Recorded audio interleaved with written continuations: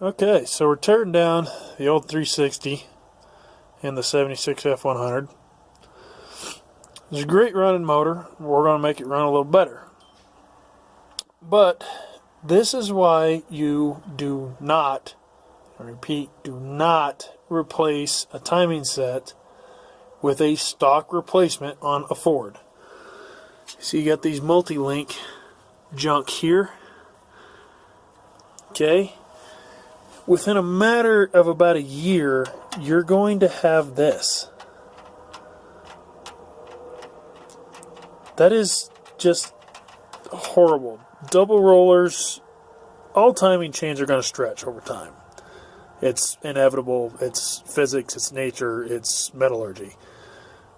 But a double roller timing set does not get this bad nearly as quickly as these stock Ford timing sets do. I really, really recommend not using these.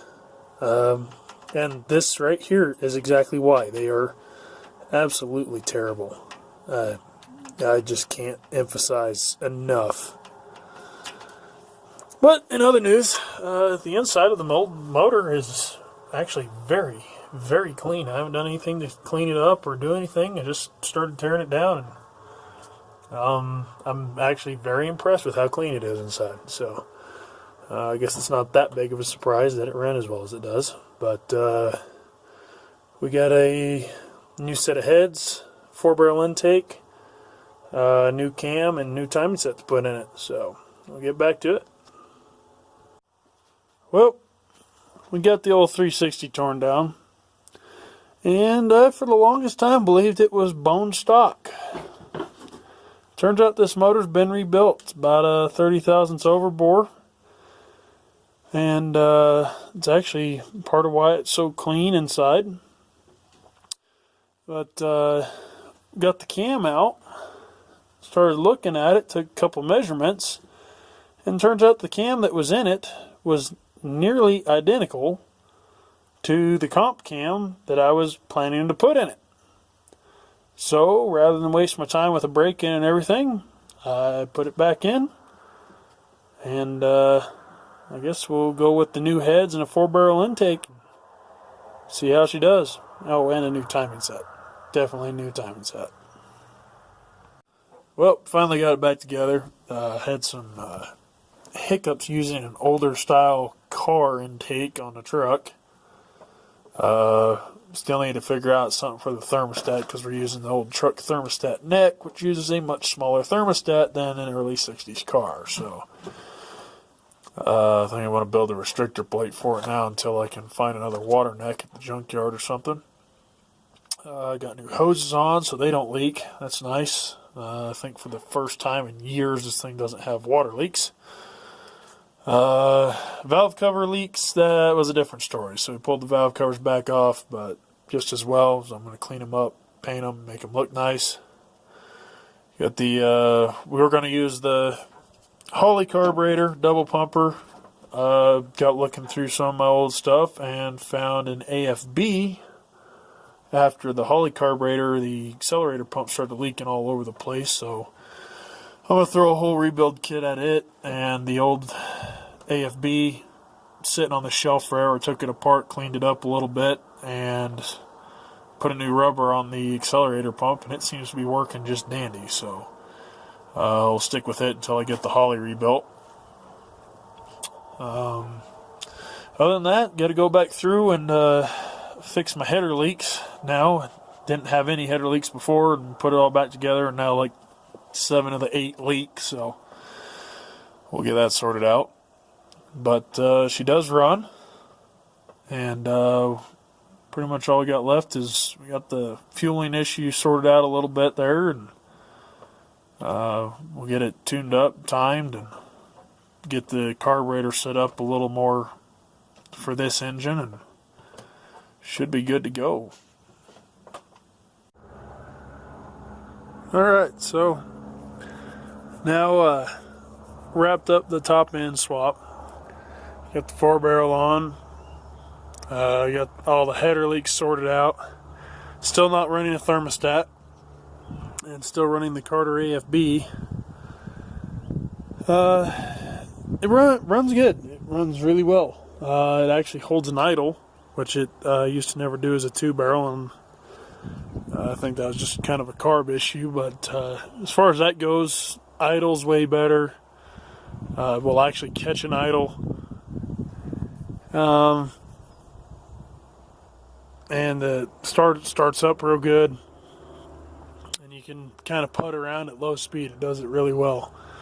Having a little bit of issues with the carb though, but then again, it is one that's sat around for God knows how many years, and I took it off the shelf and put it on, and it worked, but it has issues and it needs tuning. I think I'm still gonna swap to the Holley over here. Got the old 650 double pumper, and it's the accelerator pumps on both of them leak like a sieve, and pretty much all the gaskets are bad. So I'm gonna go to town today, get a rebuild kit for that, and then throw it on. Issue I'm having with the Carter under here is that it does not. Well, for one, it's not opening the secondaries at all. And it's a fully mechanical, but something's going on with the linkage over here. You can see it just barely does open them, and it honestly kind of seems like when they do open, like it's not really pulling fuel through, and it kind of bogs. So runs like a rape tape, turn about 4,500 on the primaries in second gear, and then shift to third and try to rev it out, and at about 3,700 RPM it starts breaking up, and you try to ask it for more, and I don't know if it's going extreme lean or if it's going full rich, like it's just pouring fuel in. I'm not sure. But about 3,700 RPM, it breaks up pretty bad. So you can't get the high RPM pull, but cruising down the highway, it does great. It does absolutely great until you really want to ask it for power, and then it just not there. So, but this carb probably could stand to be rebuilt and tuned up too. So, but I think I'm going to focus on getting the Holley on first, because that was the original plan anyway, and hopefully that'll clean it up, and I'll finally actually get something done here with the having a 4-barrel. It runs almost exactly the same as it did as a 2-barrel, because it basically is running as a 2-barrel right now. So far, but other than that, I mean, it's good. It's better than it has been. Got no water leaks. I think I'm going to need to get a new oil pan gasket, because we did have to drop the pan. We didn't have a gasket for it. It kind of spills oil all over the place, and it is definitely not coming off the back of the China wall, which is a miracle. And it's not coming out of the valve covers either, so we got that sealed up good. Might be due for a new battery. That's yeah, that little guy's been on there for a while, but still starts, so just a little slow, and doesn't give you a lot of cranking time if it doesn't fire up right away. But yeah, it kind of gets it all sorted out there. Still not a bad old truck. The mini spool, I'm really digging it. It's a little, obviously chirps the tires a little bit going around turns on the pavement, but when you get out in the dirt and stuff, and today I took it out a couple places, was playing with it. Some of the places I don't think you really need 4-wheel drive, but there are some places where it might be a bit questionable.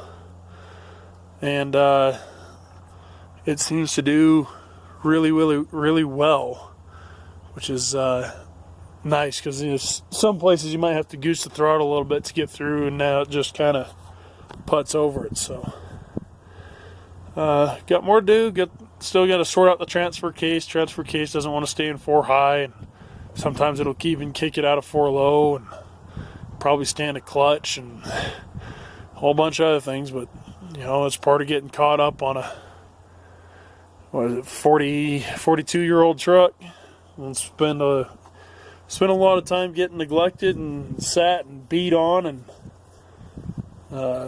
sat for many years, and when it wasn't sitting, it was getting hammered on. So when consider everything, she's an old tank. She is an old tank. Old, still using the stock radiator, doesn't leak. So we got her good. I know some of y'all wanted to see what I had going on for exhaust. So I got Flowtech long tubes. I don't know how well you can see. Yep, kind of. We don't have any exhaust shops or tube benders or anybody around, so that's what we got. It's kind of what we had to deal with. We got her in there. Thrush glass pack, 3-inch all the way out, and I don't know if you can see it. Got a H pipe welded in there, 2.5-inch H pipe. It does not leak. Does not leak anywhere. So we're good on that. We'll see if it'll hot start. It's kind of, this carb doesn't really like starting when it's hot too much, but we'll give her a go anyway.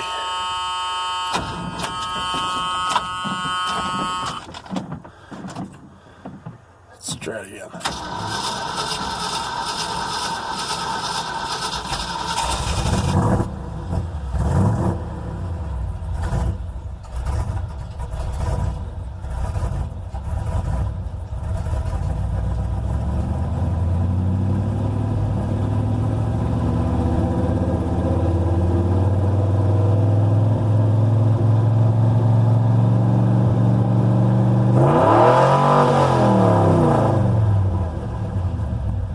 That tack swings slow as hell, so that was actually closer to 7 grand than it was to 6.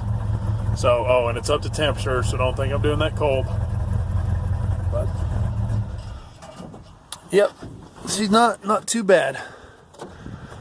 So, getting a little done here and there. Real slowly. Someday, maybe put chrome Holley axles in it and get all the 4-wheel drive parts sorted out. But she does pretty good for just an old truck I go around and play out in the hills with, and she'll run down the highway if I need her to. But she's coming along, slowly but surely. Well, the old girl's been sitting out here for about 13 hours. We finally got the Holley squared away. Got that 650 Holley double pumper put on. Seems to be really running well with that carburetor, so we'll see here. She's been setting them at. See how she does for a true cold start.